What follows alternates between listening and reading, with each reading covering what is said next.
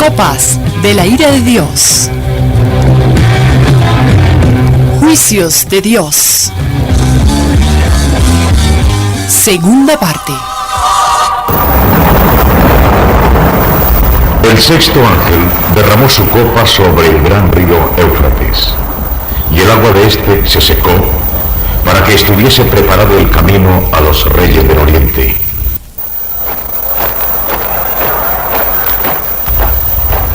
Y vi salir de la boca del dragón, y de la boca de la bestia, y de la boca del falso profeta, 3 espíritus inmundos a manera de ranas.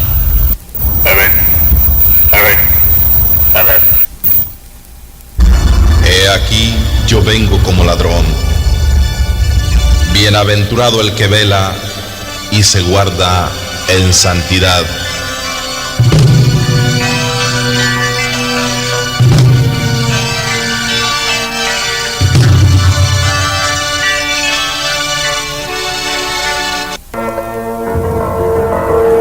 Regresemos al versículo 13 del capítulo 9, que dice: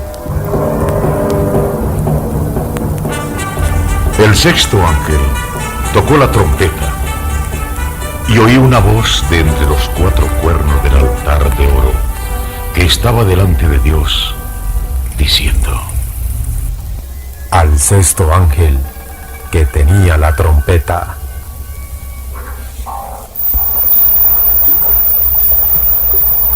desata los 4 ángeles que están atados junto al gran río Éufrates.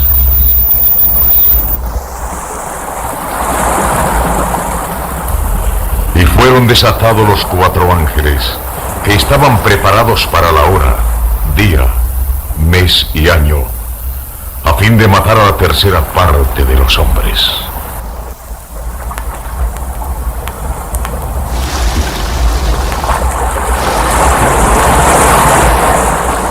la primera lectura nos dice que cuando se derrama la sexta copa, el río Éufrates es secado para darle paso a los reyes del oriente y que se trasladasen al centro de la tierra, o es decir, al valle de Megiddo.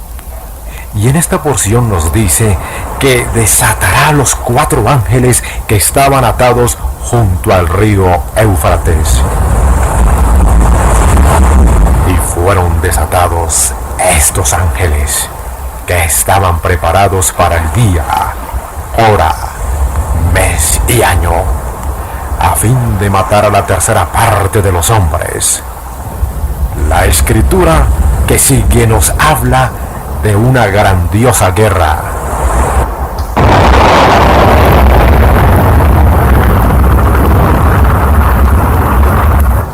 ¿Qué es esa guerra? ¿Y cuáles son las posibilidades de esa guerra?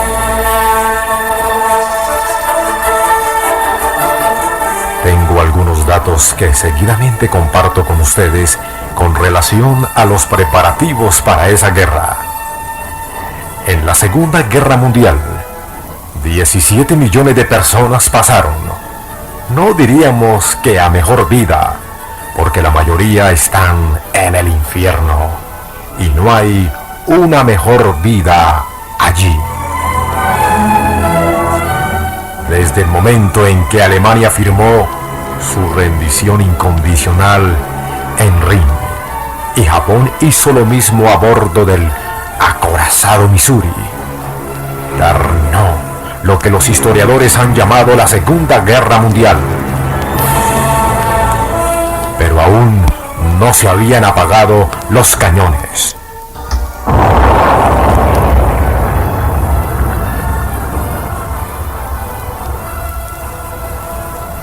Los barcos navegaban hacia sus bases. Los aviones se regresaban aún calientes. Se iniciaron los preparativos para la próxima guerra. Richard Nixon, expresidente de los Estados Unidos, en su fabuloso libro La Tercera Guerra Mundial ya comenzó, y establece que hace tiempo comenzó esa guerra Y los historiadores también la han llamado la Guerra Fría. Pero ni tan fría ha sido esa guerra, porque desde 1945, cuando se acabaron esos cañones, han muerto en 150 guerras que se han producido desde 1945 más de 20 millones de personas. Es decir, que desde 1945 para acá, en la Guerra Fría, han muerto más de 13 millones de personas.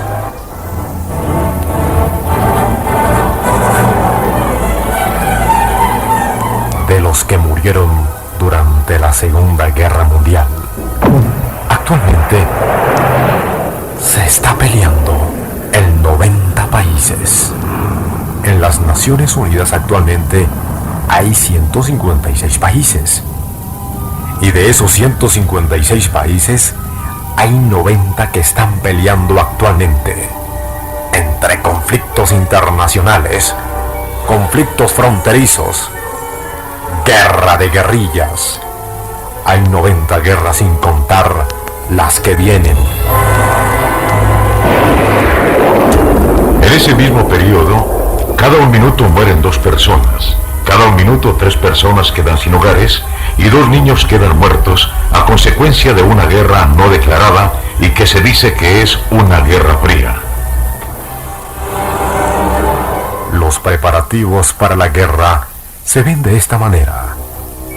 Actualmente se están gastando $380 para enseñar, según los datos de la UNESCO, a leer y escribir a un niño. Eso es lo que se gasta.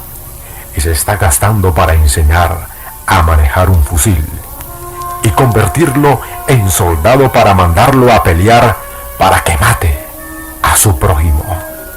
Se están gastando $380,000. Porque todo es guerra. Aquí hay otro dato muy importante, y es la cantidad de soldados que hay actualmente con relación a la cantidad de médicos. Por cada 1,000 soldados o por cada 10,000 soldados aparecen 3 médicos. Es decir, todo el dinero que se gasta en preparar al hombre para que se cumpla esta pavorosa profecía que se presenta aquí. Más todavía, la carrera de armamento en estos últimos años dejó como saldo $2 millones por minuto. Cada 60 segundos se gastan 2 millones para comprar armamentos. La información siguiente dice que cada habitante de la Tierra vive prácticamente dentro de una cápsula nuclear que en cualquier momento puede estallar. Porque puede estallar en cualquier momento. Miremos por qué.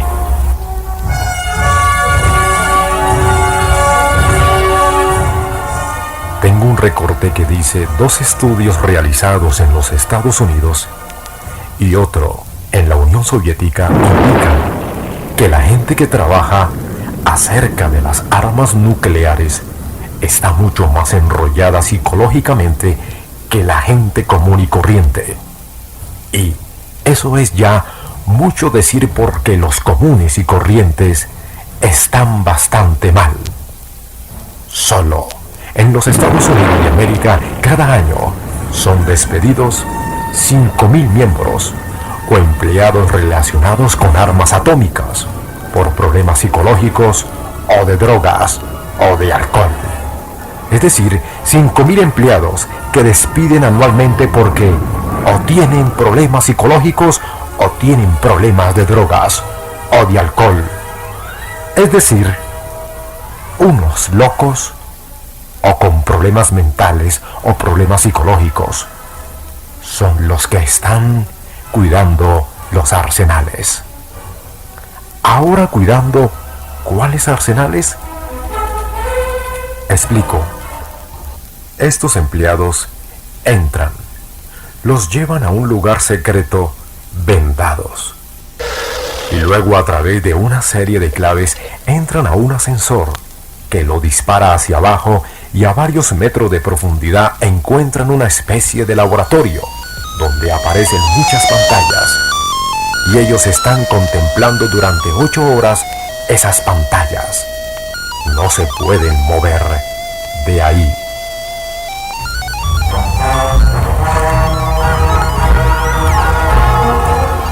Se encuentran pantallas que reciben transmisiones de satélites para avisarle si se ha disparado un cohete del enemigo para que ellos respondan inmediatamente. La presión psicológica es tan grande que una parte importante de sus cerebros se va afectando. La corteza cerebral comienza a ser abrumada por la cantidad de mensajes que recibe de una parte que se llama el hipotálamo. El disparo continuo de esa corriente eléctrica del hipotálamo a la corteza cerebral le produce una situación de casi demencialidad que solo logran controlarla a través de un sedante como el Valium. Tienen que estar cada momento tomando barbitúricos, sedantes, tranquilizantes, y después de cierto tiempo, cuando ya no sirven para nada, tienen que sacarlos, porque tan pronto entran y comienzan a mirar esa pantalla, es como si algo les estuviera diciendo: en cualquier momento puede estallar un cohete y se acaba la humanidad. Y ese mensaje se escucha durante 8 horas diciéndoles: la humanidad en cualquier momento puede estallar, puede estallar, puede estallar, puede estallar. Los vuelve locos, y de esos locos hay que despedir anualmente 5.000, tanto en los Estados Unidos como en la Unión Soviética.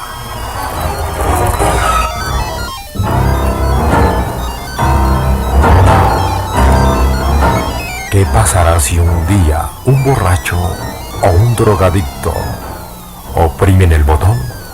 Sencillamente, media hora después la humanidad estará convertida en chatarra.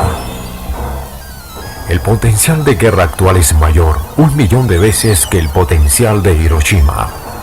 Escúchese bien, amigo oyente. Lo que fue en Hiroshima y Nagasaki, dicen testigos que unos pilotos vieron un avión volar por sobre sus cabezas y que el avión entonces disparó algo que ellos pensaban que era un salvavidas y que ellos se alegraron pensando: es un blanco fácil. Pero no se saborearon mucho, porque al momento ese aparente salvavidas estalló.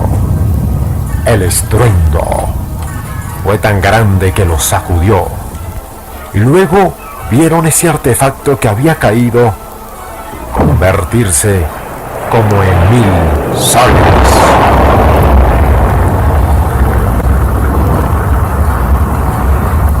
Esos 1000 soles luego cayeron sobre la ciudad. No los tocó a ellos. A ellos lo encontraron deambulando por el sitio donde pasó la bomba, deambulando enloquecidos, quemados y con la cuenca de los ojos totalmente vaciada y con la cara chorreándoles el líquido que les había salido de los ojos. Otro sobreviviente, Kenshi Hirota, dice: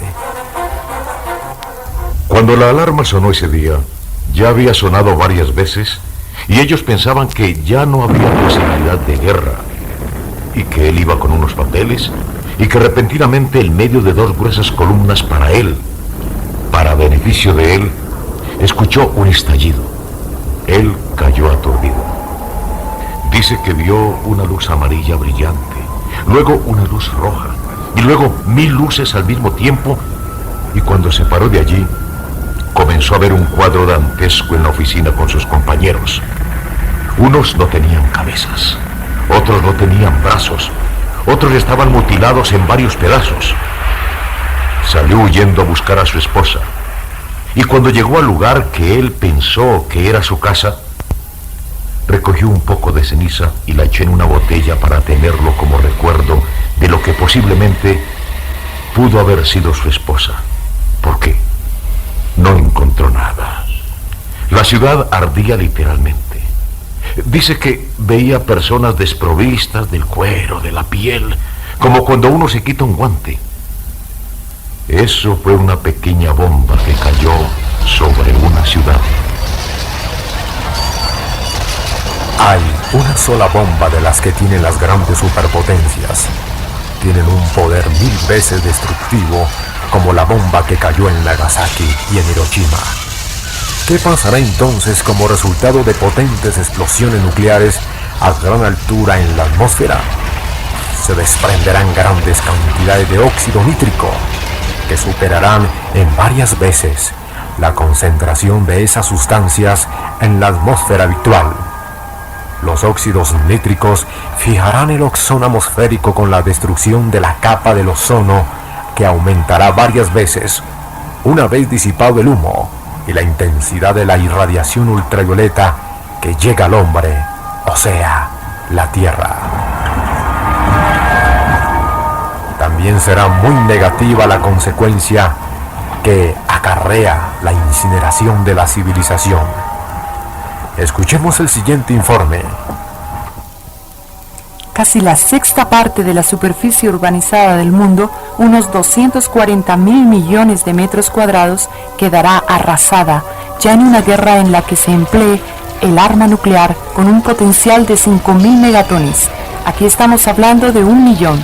Los bosques tropicales, principales fuentes de materia orgánica y oxígeno, perecerán inmediatamente, incluso bajo el efecto no prolongado del frío y las tinieblas, ya que esa forestación solo puede darse en una estrecha franja termodinámica y no puede soportar bruscas oscilaciones.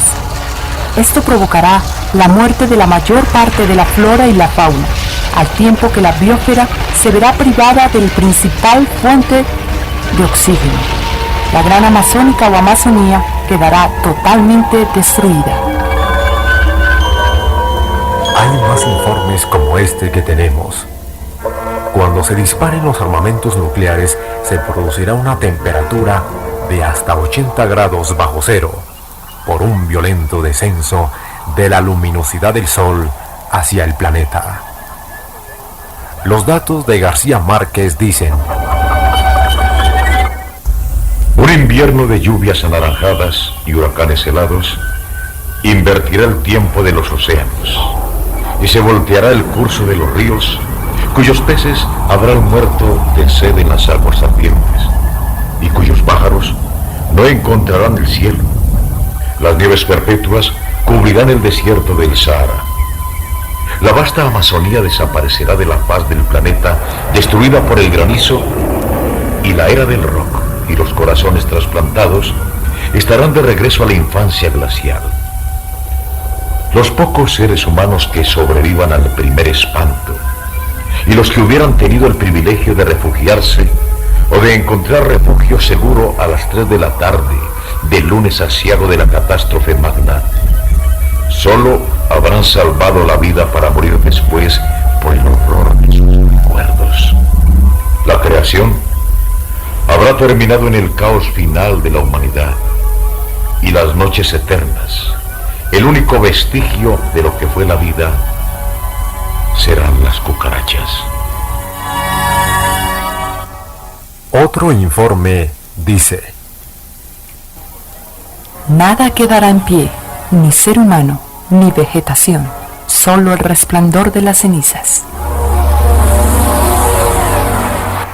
Apocalípticamente hablando, dice que a consecuencia de aquella guerra, la sangre se extenderá por 300 estadios, es decir, un río de sangre se extenderá cubriendo unos 300 kilómetros, y la sangre llegará a la altura de los frenos de los caballos, es decir, un río de sangre que llegará hasta la boca de un caballo normal, y que se extenderá por más de 300 kilómetros. El primer impacto de las primeras bombas que caerán En la primera fracción o milésima de segundo, caerá un detonante que se irá expandiendo como un calor sofocante, que sobrepasará los 150 grados centígrados. Luego esa misma bola de fuego se irá haciendo grande y se va elevando, y al elevarse entonces extenderá una capa de nube que aislará el sol de la tierra, y todo quedará inmerso en una dantesca oscuridad. Pero como los rayos solares no llegarán a la tierra, entonces primeramente ese calor de 150 grados centígrados será cambiado por una temperatura glacial de 80 grados bajo cero de frío. Una catástrofe total. El texto apocalíptico nos dice: el séptimo ángel derramó su copa por el aire, y salió una gran voz del templo diciendo: hecho está, hecho está, hecho está. Entonces hubo relámpagos y voces y truenos, y un gran temblor de tierra, un terremoto tan grande, cual no lo hubo jamás desde que los hombres han estado sobre la tierra. Y toda isla huyó, y los montes no fueron hallados. Y cayó del cielo sobre los hombres un gran enorme granizo como el peso de un talento.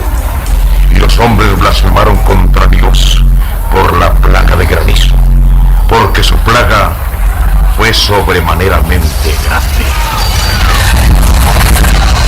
Primeramente las islas desaparecen. ¿Por qué desaparecen? Porque al caer un artefacto, las enormes marejadas las elevarán a más de 300 pies de altura. Borrarán a las islas.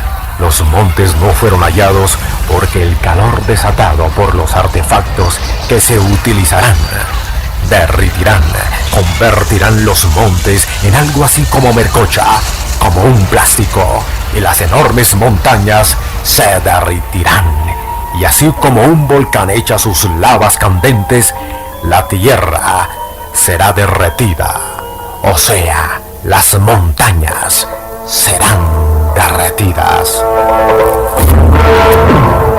Las ciudades de las naciones cayeron. Ciudades como Nueva York, Tokio, Moscú, Berlín, Washington, etc. caerán estrepitosamente. Las ciudades se convertirán en incendios colectivos, porque las enormes bolas de fuego transportadas a velocidades superiores a 1000 millas por hora irán destruyendo edificios, irán destruyendo carros, paralizando animales y matando a todo lo que encuentren a su lado. Las costas y los litorales sufrirán el embate de las grandes marejadas que chocarán o se meterán a las ciudades provocando grandes inundaciones. A consecuencia de esta guerra, a la media hora de haberse iniciado en los Estados Unidos, solamente de los 236 millones que hay allí, habrán muerto 150 millones. Si eso pasa en los Estados Unidos de Norteamérica, lo mismo pasará en la Unión Soviética, porque el que dispare primero recibirá la respuesta. Entonces los aires, los cielos se convertirán en un escenario tenebroso, donde cohetes cruzarán de un sitio para otro. Las grandes descargas de materiales radioactivos vendrán cayendo del cielo hacia los hombres en materia de pedazos de chatarra, quemantes. Y por eso dice que caerá sobre los hombres una enorme lluvia, como del peso de un talento que los quemará, los cremará. El padre de la bomba de hidrógeno, Edward Teller, dice: media hora después, todos estaremos muertos. Otro científico nuclear dice: los vivos envidiarán a los muertos. Y dicen que la mente más lúcida moralmente hablando la de Albert Einstein, dice: no existe en la ciencia refugio alguno contra las armas capaces de destruir la civilización. Y continúa diciendo: todos estaremos muertos y la tierra convertida en una reliquia incinerada. No quedará nada en pie, ni ser humano ni vegetación, solo el resplandor de las cenizas y el triste recuerdo que una vez existió una civilización, porque la civilización presente será borrada. Con el 10% de las armas que hoy tienen las grandes superpotencias, sería suficiente para destruir la Tierra, y el 90% restante quedaría, porque ni habría quien la utilice, ni tampoco sobre quién utilizarla. La mesa está preparada. No crean, amigos oyentes, en los pactos de paz, ni en las conversaciones de Helsinki, ni en las conversaciones de Al, y en las conversaciones que se están llevando a cabo entre los 7, entre la bestia, la Comunidad Económica Europea, entre el Imperio Romano, aún mismo entre las alianzas que se están haciendo con los países bálticos y escandinavos, con Irak, Irán, con Libia, Afganistán, con Israel, entre Rusia y los Estados Unidos, porque todo lo que se consiguió fue la limitación de retirar unos pocos cohetes de Europa, porque en respuesta a los SC-20 que tienen los soviéticos instalados, los americanos entonces instalaron los Pershing II para interceptarlo y chocar en el aire. Y ese es el trato. Es un trato basado en el 2x3 o en el 5% de los armamentos nucleares. Pero el 95% de los grandes y destructivos cohetes están a disposición.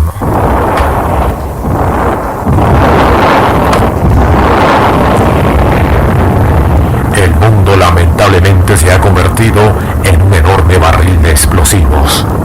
Las mechas están ahí, y son muchos los que hoy tienen un fósforo prendido queriendo prender esa mecha para que estalle el barril con el mundo. Varias veces se ha estado al punto de que estalle, pero no ha estallado porque no ha llegado el día y la hora, el mes y el año señalado por Dios.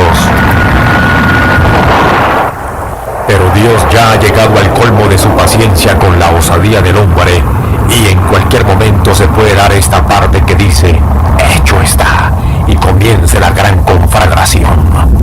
La evidencia más grande de esta guerra son los llamados refugios antinucleares. En China hay tantos refugios para el 80% de la población.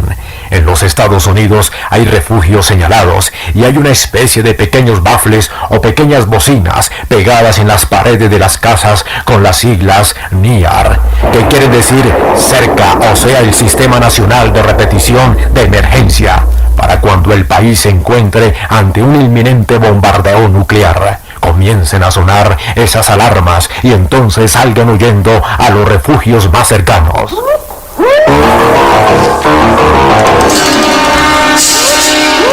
En primer lugar, ¿qué pasará con los sobrevivientes en caso de que logren llegar a tiempo? Porque un cohete, desde el corazón de la Unión Soviética hasta el corazón de los Estados Unidos de América, hace el recorrido en 22 minutos. Ahora, un cohete desde Alemania Occidental a cualquier extremo de Europa Occidental lo hace en 4 minutos y medio. Y los Estados Unidos tiemblan ante la evidencia de que no tienen que esperar un cohete que les llegue del corazón de Rusia, porque desde Cuba, que está a 42 millas, tarda más en arrancar el cohete y salir de su base que llegar a los Estados Unidos de América. Por eso, cuando la profecía dice que las islas desaparecerán, es que sobre Cuba, Puerto Rico y todas las islas que hay en el Pacífico caerán los miles de cohetes para hundirla, porque cada isla se ha convertido en un barco de guerra. Cuando suenan las alarmas, todos saldrán corriendo y se esconderán. Ahora, cuando termina el bombardeo, no podrán salir de ahí, porque los aires estarán contaminados por la radioactividad, y al salirse morirán. No hay escapatoria, terrenal amigo, pero sí hay un viaje seguro en la morada celestial de aquel que lo prometió, Jesucristo. Ven a Él. Confíese al Señor Jesucristo como su Salvador personal. Diga: Señor, escribe mi nombre en el libro de la vida, para que cuando tú me llames yo pueda responderte: Señor, acuérdate de mí, perdona mi pecado. Amén.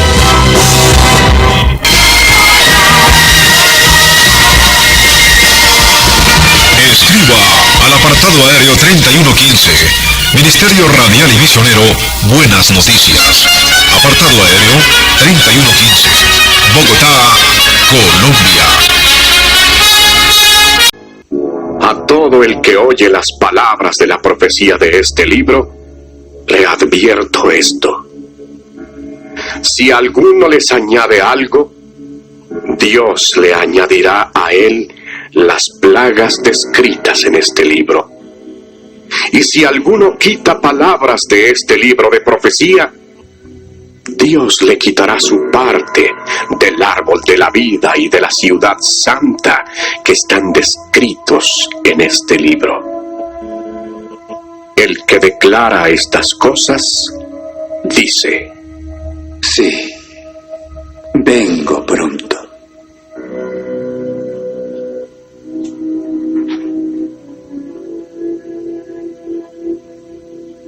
Amén.